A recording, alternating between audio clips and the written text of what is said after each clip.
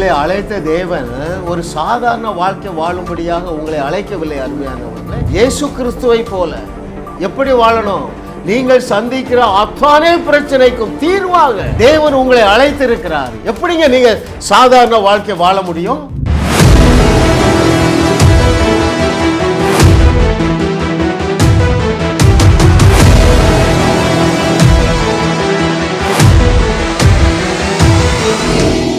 அவருடைய ஞானத்தின் ஆழங்கள் 1000 என்கிற தலைப்பிலே இன்றைக்கு 17வது சத்தியம், வியாதி உன்னை விழுங்க விடாதே. மிக முக்கியமான சத்தியத்தை ஆவியானவர் நமக்கு கற்றுத்தரப் போகிறார். அது என்ன சொல்லுகிறது? வியாதி உன்னை விழுங்க விடாதே. வேதத்தில் பல சான்றுகள் இருக்கின்றன. சான்று வேதத்திலிருந்து தான் நான் சான்று எடுக்கிறேன்.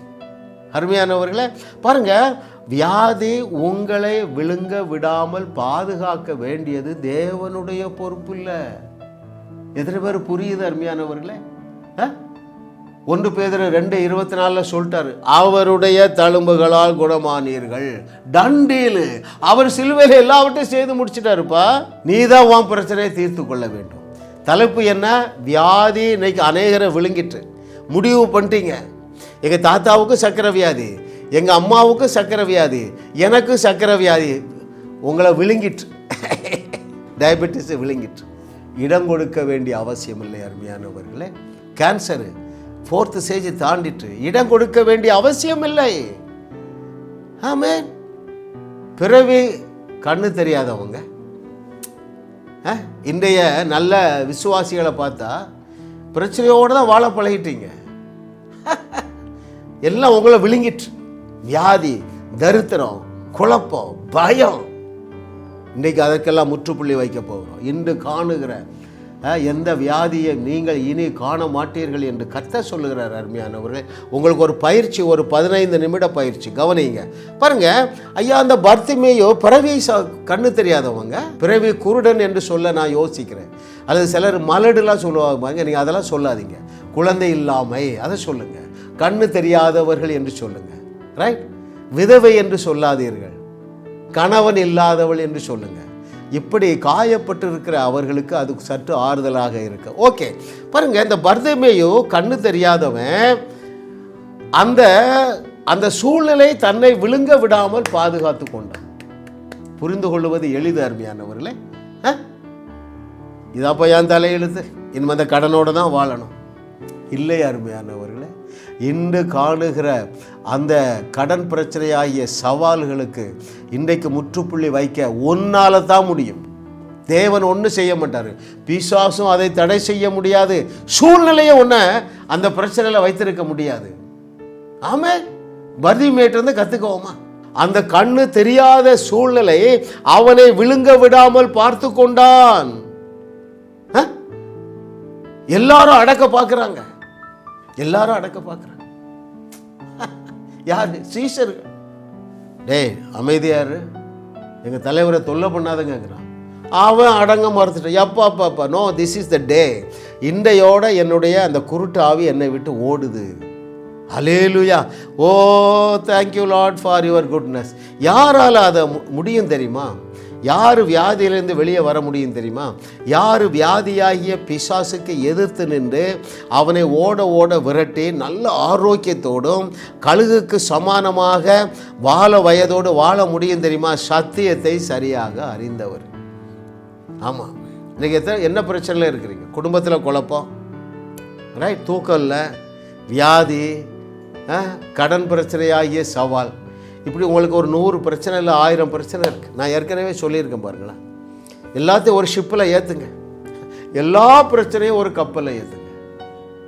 ஏற்றி ஏசப்பாட்ட கொண்டு போங்க. அப்பா, நீங்கள் தானே என்னை தெரிந்து கொண்டீங்க, நான் உங்கள் பிள்ளை தானே. எத்தனை வருஷம் அழுது ஜெபம் பண்ணுறேன், எத்தனை வருஷம் நான் உபவாசம் பண்ணி கிடக்கிறேன், என் முட்டெல்லாம் வீங்கி போயிருக்கேன். உங்களுக்கு இரக்கம் இல்லையா? ஏன் எனக்கு இந்த பிரச்சனை? 10 பிரச்சனை இருந்தது, இப்போ 100 பிரச்சனை ஆகிட்டு. ஏன் என்று கேட்டால் ஒன்றே ஒன்று தான் சொல்லுவோம், you have not known the truth. 8:32 John's gospel என்ன சொல்றார்? You shall know the truth and the truth shall set you free. If you are not free then what is the reason? You have not known the truth rightly. நீ சத்தியத்தை சரியாக அறியலை, சங்கடத்தோடு வாழுகிறதே நீ தெளிவு கொண்டுள்ளாய். சத்தியத்தை சரியாக அறிஞ்சால் என்ன நடக்கும்? நீ விசுவாசத்தில் பெருகுவாய். அந்த விசுவாசத்தை நீ அப்ளை பண்ணுவா. மறுது இந்த இதை பாருங்கங்க, பர்திமேயு அவனுக்கு சில நாலேஜ் இருந்து பாருங்க. சத்தியத்தை அறிஞ்சிருந்தான், சத்தியமாகிய இயேசு கிறிஸ்துவை அறிந்திருந்தான். என்ன அறிஞ்சிருந்தான் தெரியுமா? இவர் மாத்திரமே எனக்கு கண் பார்வையை கொடுக்க முடியும் என்கிற நாலேஜ் இருந்தது. எத்தனை பேர் கவனிக்கிறீங்க அருமையானவர்களே? எத்தனையோ பேர் அன்னைக்கு கண்ணு தெரியாதவங்க அங்கே இருந்து பிச்சை பெற்றுக்கொண்டு இருக்கலாம். இவன் எழும்புறான், இயேசு கிறிஸ்துவால் எனக்கு ஒரு அற்புத சுகத்தை தர முடியும் என்று அவன் அறிந்திருந்தான். இரண்டாவது என்ன அறிஞ்சிருந்தான் தெரியுமா? எப்பா நான் பிறவியிலேயே கண்ணு தெரியாதவன் தான், ஆனால் ஏசப்பாட வழிகள், ஏசப்பாவுடைய தீர்வு சூப்பர் நேச்சுரல் தீர்வு என்பதை அறிந்திருந்தான். அருமையானவர்களே, இது ரொம்ப முக்கியமான சத்தியம். நீங்கள் சூப்பர் நேச்சுரலில் பிலீவ் பண்ணலைன்னா நீங்கள் விசுவாசியே கிடையாது, விஷ ஊசி தான். எந்த வியாதிக்கு இயேசு கிறிஸ்து நேச்சுரல் வேலை சுகம் கொடுத்தார் சொல்லுங்க? ஒரு வியாதிக்கு சொல்லுங்க. 17 இடத்துல 4 காஸ்பல்லையும் எல்லாரும் சுகம் பெற்றார்கள்னு எழுதியிருக்குங்க. ஒரு இடத்துல கூட நேச்சுரல் தீர்வு கொடுக்கலங்க. இதை இந்த கண்ணு தெரியாதவ அறிஞ்சிருக்கான் பாருங்க. இன்னைக்கு சபைக்கே தெரியாது. ஐயா, வியாதியை சுகமாக்குறது மாத்திரமல்ல, தேவனுக்கு தெரிந்த ஒரே வழி சூப்பர் நேச்சுரல் வழி தான். இதை பர்திமேயு குருட அறிஞ்சிருந்தான். மூன்றாவது என்ன அறிஞ்சிருந்தா தெரியுமா? எப்போ அவர் போகிற போக்கில் இது ஒரு சர்வசாதாரணமாக எனக்கு கண்ணை திறந்துருவானே அறிஞ்சிருந்தாங்க. சப்ப மாட்டேன்னே அறிஞ்சிருந்தான். சிம்பிளாக சொல்ல போனால் அது அவருக்கு கஷ்டமே கிடையாது என்று அறிஞ்சிருந்தான். என்ன வேற என்ன அறிஞ்சிருந்தான்? அவர் என் மேலே இறக்கப்படுவார் என்று அறிஞ்சிருந்தான். Hallelujah. Oh thank you Lord for your goodness. What எல். இந்த நாலேஜ் இருந்ததுனால அவனால் பயங்கரமான ஒரு சுகத்தை, ஒரு அற்புத சுகத்தை அவனால் விசுவாசிக்க முடிந்தது. Very important. That's very important. விசுவாசிக்கிறவர்களுக்கு எல்லாம் கூடுமா? ஜெபிக்கிறவர்களுக்கு எல்லாம் கூடுமா? ஜெபிக்கணுமா? கண்டிப்பாக ஜெபிக்கணுங்க. நான் நல்லா ஜெபிக்கிறேன், முன்னால விட இப்போ ரொம்ப நல்லா ஜெபிக்கிறேன். ஜெபம் என்றால் என்னவென்று நீங்கள் தெரிந்து கொள்ளணும். ஜெபம் செய்ய சிறந்த வழியே. நாங்கள் ஜெபிச்சு பார்க்கிறீங்க. 10 வருஷம் கேன்சர் போகலை, 10 வருஷம் இன்னும் குழந்தை பாக்கியம் இல்லை இல்லையா? 20 வருஷம் கடன் பிரச்சனை தீரலை. எங்கள் தாத்தா காலத்திலேருந்து கடன் வாரிசு.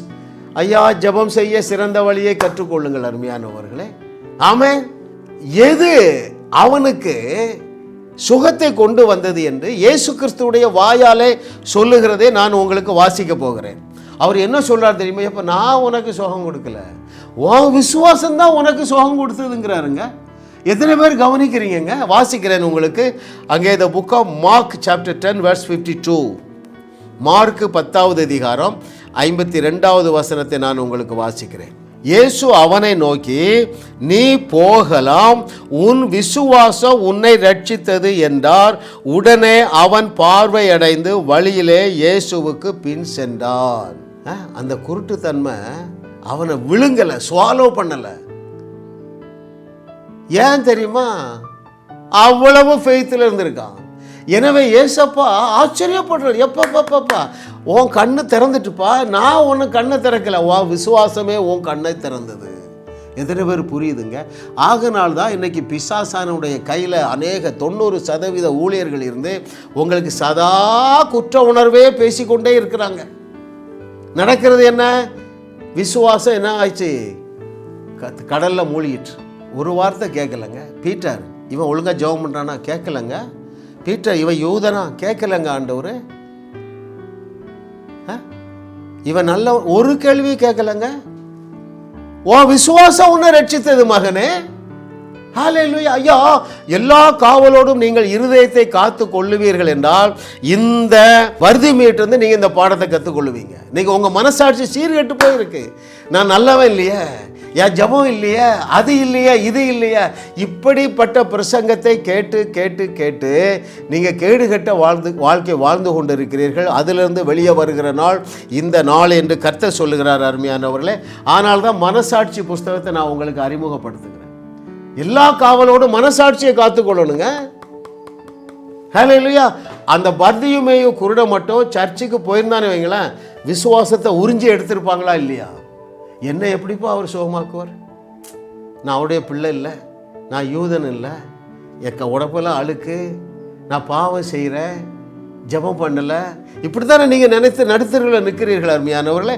இன்றைக்கி நீங்கள் உங்கள் வியாதியை உன்னை விட்டு ஓட ஓட வரட்டோம்னா சத்தியத்தை சரியாக இதே காரியத்தை தான் பெரும்பாடு உள்ள ஸ்திரீட்ட சொல்கிறாருப்பா.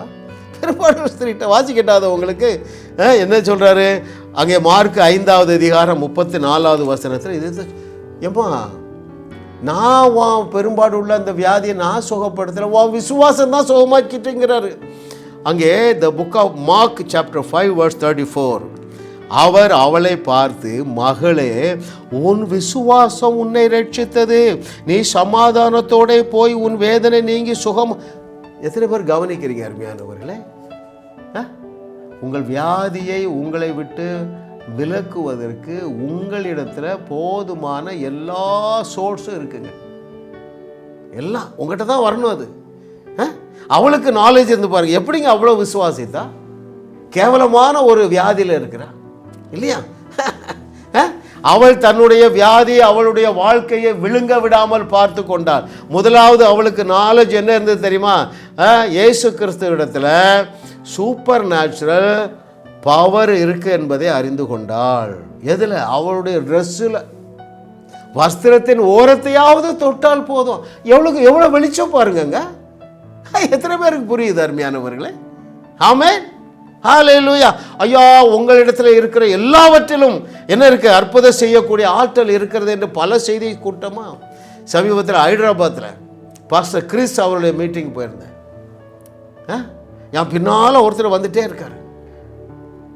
நான் நின்ன உடனே வந்து பேசுகிறார். அங்கிள் உங்கள்கிட்ட பேசுகிறேன். யார் தம்பி? நான் தூத்துக்குடிலேருந்து வரேன், உங்கள் செய்தியை 1 மாதம் கேட்குறேன், என் வாழ்க்கையை தலை நேராக மாறிட்டுங்கிறார். என்ன தம்பி நீங்கள் செய்கிறீங்க? நான் பாஸ்டராக இருக்கிறேன். சரி, என்ன செய்கிறீங்க? என் பேனாவை வச்சு நான் சுகமாக்குறேன், என்னுடைய வாட்சை வச்சு சுகமாக்குறேன், என் கர்ச்சிஃபை வச்சு சுகமாக்குறேங்கிறார் பாருங்க. ஐயோ, அந்த பெரும்பாடு உள்ள ஸ்திரிக்கு இருக்கிற அறிவு இன்னைக்கு சபைக்கு இல்லையே. மோசேயுடைய கோலிலே இருந்த வல்லமை உன்னுடைய மொபைல் ஃபோனில் இல்லையா? இந்த கர்ச்சிஃபில் இல்லையா? ஹல்லேலூயா, ஹல்லேலூயா. கர்த்தரை தெய்வமாக கொண்ட நம் பாக்கியவான்கள் அருமையானவர்களே. இன்னைக்கு நீங்கள் உங்கள் வாழ்க்கையில் என்னது காஞ்சி கருவாடாக போயிருக்குது, அதுலேயும் பவர் இருக்குங்க. ஆரோனின் கோல் துளிர்த்து இலை விட்டு என்ன செஞ்சுட்டு கனி கொடுத்து தான். காஞ்சி கருவாடாக போன ஆடு மேய்க்கிற கோல்ல எவ்வளவு சாணம் ஒட்டி இருக்கும். உடன்படிக்கை பெட்டிக்குள்ளே வச்சா என்ன ஆயிடுது? பூத்து குலுங்குதுங்க. ஐயா, உங்கள் வாழ்க்கை பூத்து குலுங்குகிற நாள் இன்றைக்கு துவங்குகிறது என்று கர்த்தர் சொல்லுகிறார் பாருங்க. அப்போ அவர்கிட்ட என்ன சொல்கிறாருன்னா, என்ன சொல்கிறாரு? மகளே, நான் அல்ல, உன் விசுவாசமே உனக்கு சுகத்தை கொடுத்துட்டுன்னு சொல்கிறார். ஹல்லேலூயா. ஒரே ஒரு வசனத்தை நான் உங்களுக்கு வாசிக்கிறேன். அங்கே the book of Isaiah chapter 65 verse 16 உங்களை நீங்களே பாதுகாத்து கொள்ளலாம். ஏசாயா 65:16 அதனாலே பூமியிலே தன்னை ஆசீர்வதிக்கிறவள் சத்திய தேவனுக்குள் தன்னை ஆசீர்வதிப்பான். சத்திய தேவனுக்குள் தன்னுடைய வியாதியிலிருந்து தன்னை விலக்கி காத்துக்கொள்ளுவான், தரித்திரத்திலிருந்து காத்துக்கொள்ளுவான். சத்தியத்தை சரியாக அறியுங்கள். ஜாஸ் மினிஸ்ட்ரீஸ் யூடியூப் சேனலில் தொடர்ந்து செய்திகளை கேளுங்கள், சப்ஸ்கிரைப் செய்யுங்கள், வீடியோக்களை லைக் செய்து பலரோடு பகிர்ந்து கொள்ளுங்கள். அவர்களும் ஆசீர்வதிக்கப்படட்டும்.